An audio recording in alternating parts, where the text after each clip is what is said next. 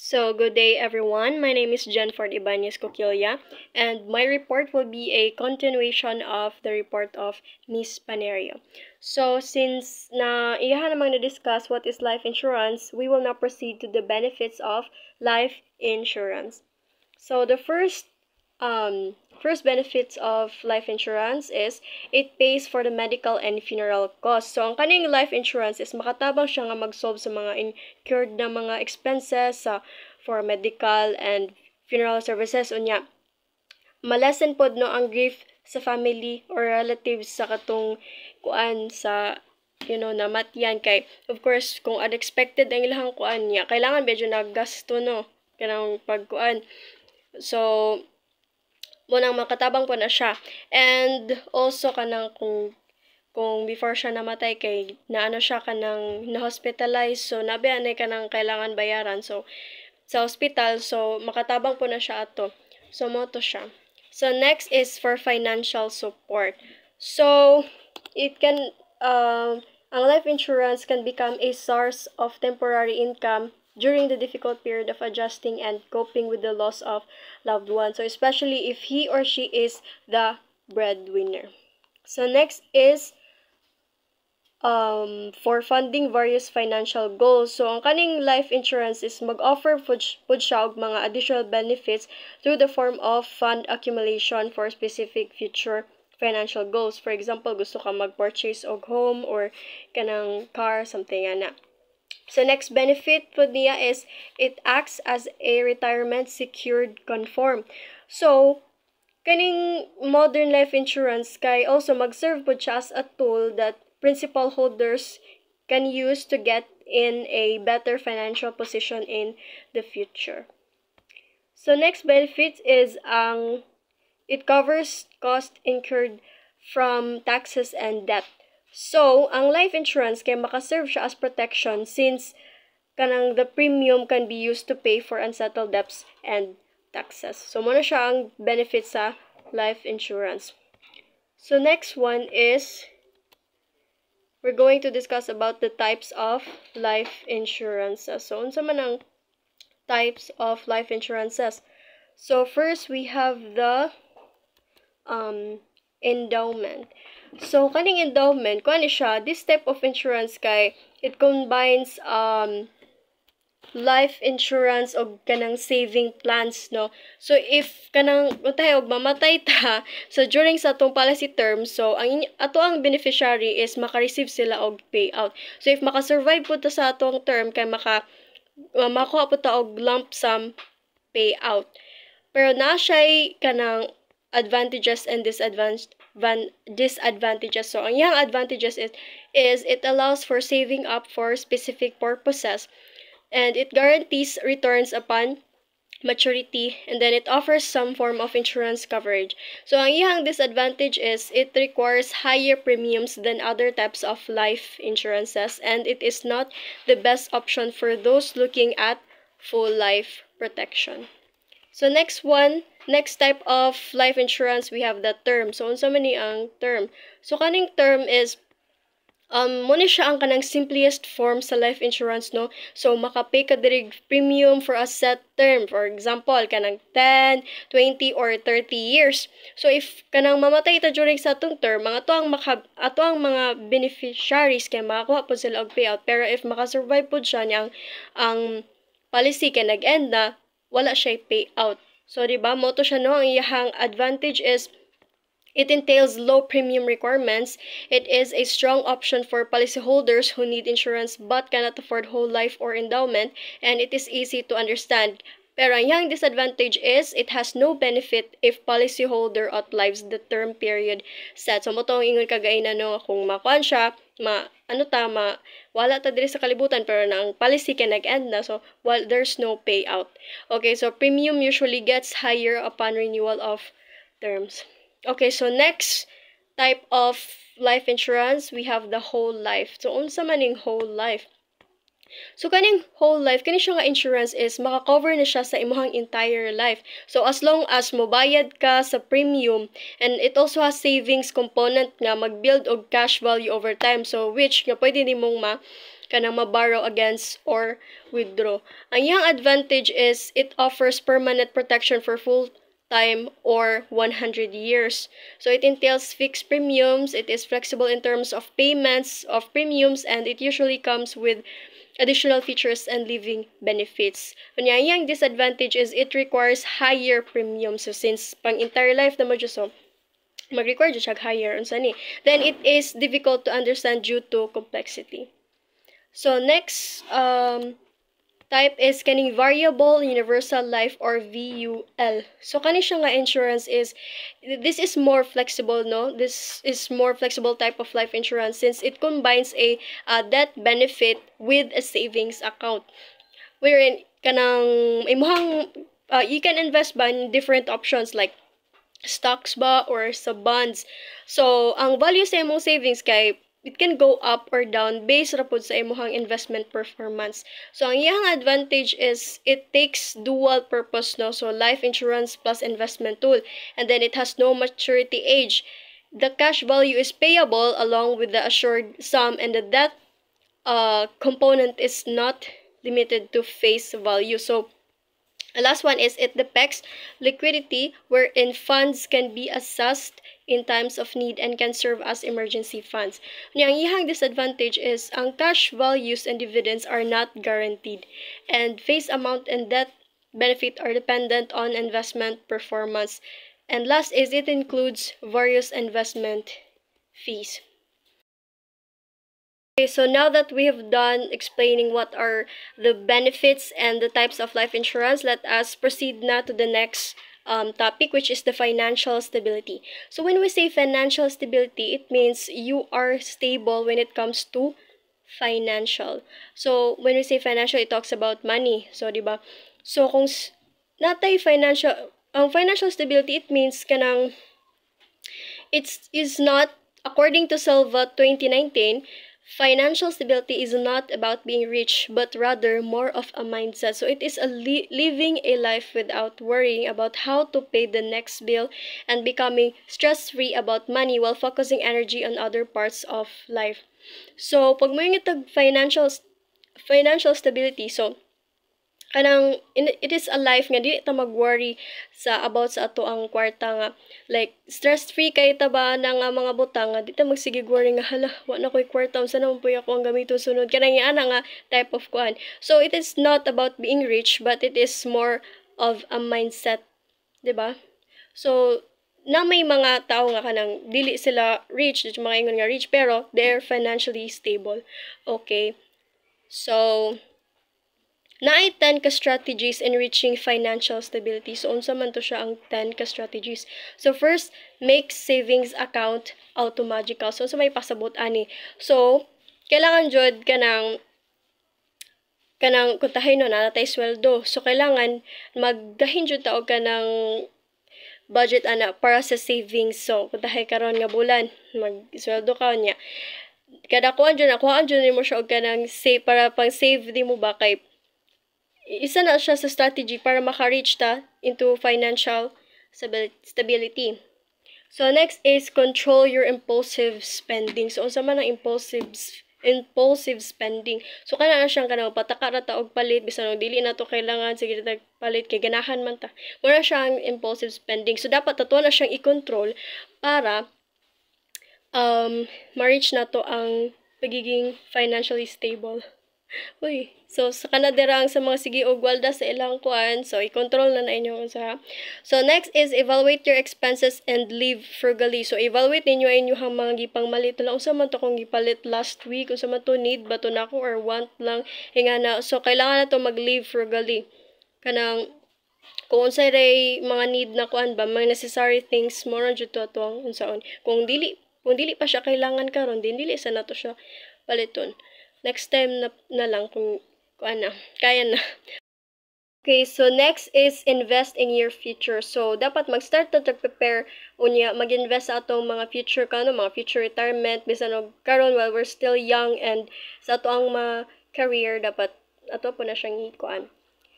So, next is keep your family secure. So, save for an emergency fund so that you have something to spend if anything happens with the family emergently. So kung tahayog na yung mga emergency nga mga kuan, na kay makuha kay naman kay gina-save nga for emergency na mga kuan. So hindi na ka magproblema. So next is eliminate and avoid debt. So kailangan na to mag-eliminate og mga credit cards, mga personal loans, or other debt forms as it will not work on you but even pull you down and make you drown with obligations that may even resort to surrendering your properties, jewelry, and investment as payment. So, di ba, kasagaran dyan sa natin, daghan dyan mga kailan nga kanang bisan og kanang gusto sila mo, kan ba, dahil gusto sila mo laag sa laing kuan, so nya wala sila unsa ni kwarta nya, mangutang jud sila kay para lang makalaag sila dito sa kuan. So kana isa na siya sa mga unsa ni nga mga kuanta.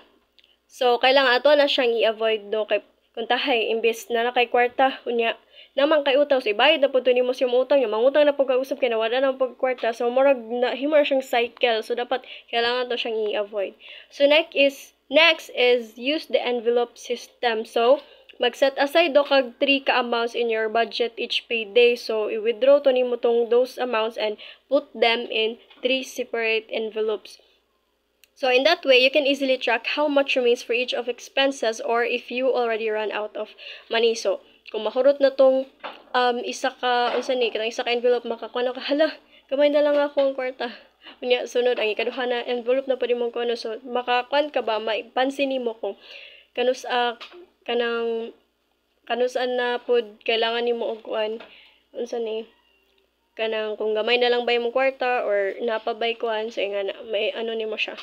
So next is pay bills immediately. So isa sa mga good habit is to pay bills as soon as they come in and try to get your bills to be paid through automatic deduction. So kung tahay og na kay mga bayro no, so dapat bayran jud dayon na nimo diri, so di ka mag-ingon og unya na kay imbis na kay kwarta karon niya unya niyo makanga unya na sunod ko na lang ko mobayad unya pagkasunod ko kay wala kay kwarta, so mo to may pagibayad na lang nimo to diretso mo to siya. So next is read about personal finances. So kanang namay mga libro about finances no, kung kailangan ka magbasa-basa, so try to basa ana. So the more you educate yourself, the better your finances will be.